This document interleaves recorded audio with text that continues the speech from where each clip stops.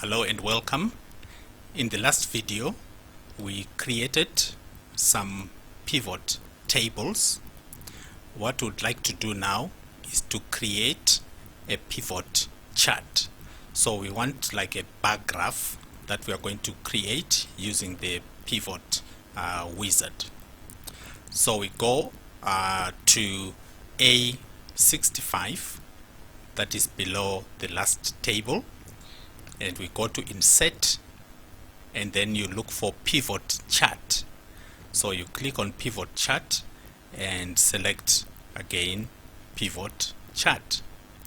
So in the same manner, we go to select the range where we want the data to come from, which is employee data. So we must start at A1, so you need to scroll. So don't be tempted to just start highlighting before you make sure you are at A1. So then you highlight from A1 up to the last column, which is years to retire, and then you highlight to the last record that has got data, and you press enter. Then we press OK.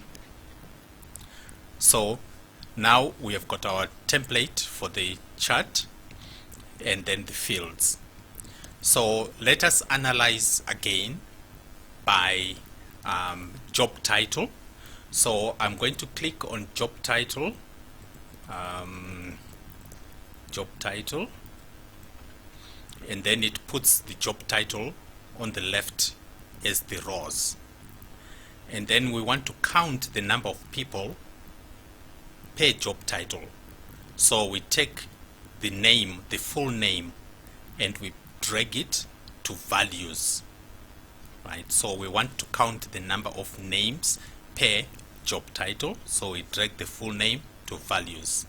So you can see immediately it creates a chart with accountant, the number of people, HR officer, number of people, lecturer, number of people. So let's see, from the previous tables, this looks like 16 or 17 on accountant. HR, this is 15, and lecturer, this should be 32 or so. So let's go to the chart.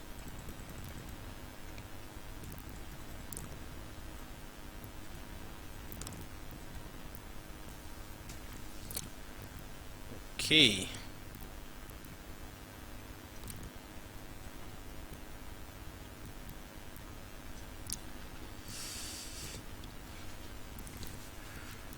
Right, so we can see that accountants are 17 and HR officers are 15 and lecturer is 16, but that is at the females.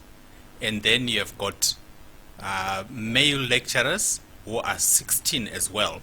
So you have got 16 male lecturers and 16 female lecturers, making it 32 lecturers. So which agrees with our chart. 32 lecturers and 15 HR officers and 17 accountants. So we may now ask and say, how do we split these jobs per branch, right? Per branch. So if I click on branch, it will now split the accountant according to the branches, the HR according to branches, and so forth. Right, so I've clicked. Now you see that accountant now shows us at head office. We have so many accountants, Ngwerume, so many, Rundu, so much. Then we get to HR officer, so much at head office, so much at Ngwerume, so much at Rundu. Then we get to lecturer, so much at head office, Ngwerume and Rundu. You might ask yourself, wouldn't it be better to have the head office, Ngwerume and Rundu here? Yes, it is possible to have Ngwerume head office and Rundu at the bottom, then to see at head office the job titles. So all you need to do is to simply first eliminate the job title from the equation. So when you remove the job title by simply clicking it, then it just gives you the total number of employees at each branch, regardless of the job title. Because now this graph is now simply branch versus the count or the number of employees. So if we now want to add the job title, you simply click on job title, but because job title is finding the branch already there, job title now comes under the branch. The first time we did it, we started with job title, then we put branch later. That's why branch came under job title. But now we are putting job title when branch is already there.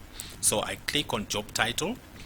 You'll see now that for head office, it now splits according to the job titles, like that. So in the same way that we're playing around with the pivot table, you can play around with the chart by simply clicking and clicking, dragging to the values, axis, and so forth. Then there is also one other thing that we could do. We could also add filters as well. In other words, you can say, I want to filter the data by such and such a value. So remember, filter simply eliminates values that meet a certain criteria. So let's put an example of a filter, and I want to put a filter on age, on the age of the people. So I drag age to filter.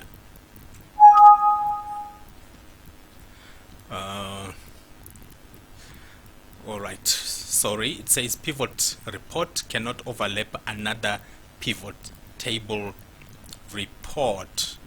Okay, it looks like I've got yeah, what I was saying at the beginning when I started my report at number 5, saying we might want to add something on top.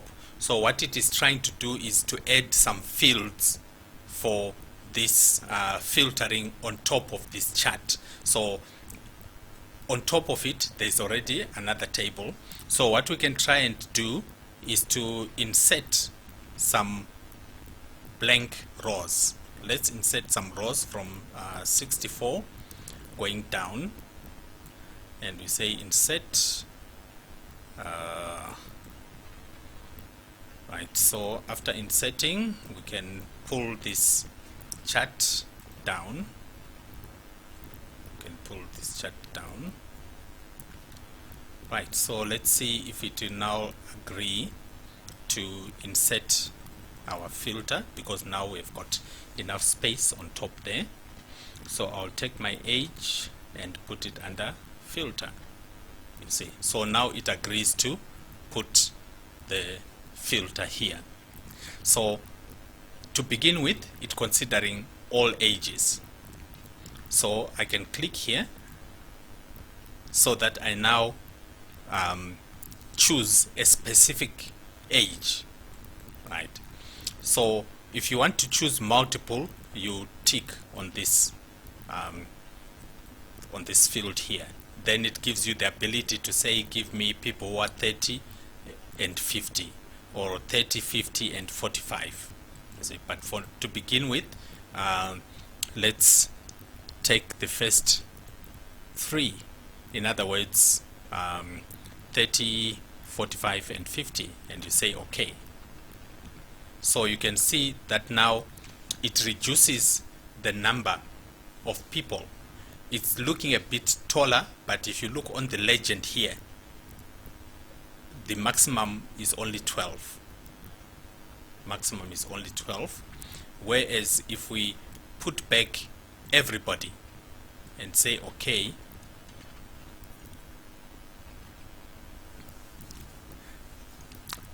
you'll still have a maximum of 12 per job title, but now you have got more people in, because when we filtered out, some of these job titles were no longer there. Right, let me just show it again. We put 30, 40 and 50. Right, so you can see that some job titles have been eliminated because some of the people are in the ages that are outside our filter. So this is how you can combine the chart with the filter. In the same way, we combined our reports with the filter, so that you don't have to recreate a new report if all you want is to simply change the criteria, which can be done by filtering the data. All right, so I would like you to try and create this basic chart, pivot chart, and then in the next video we are going to come and look at another type of chart that we can create as well from our data range.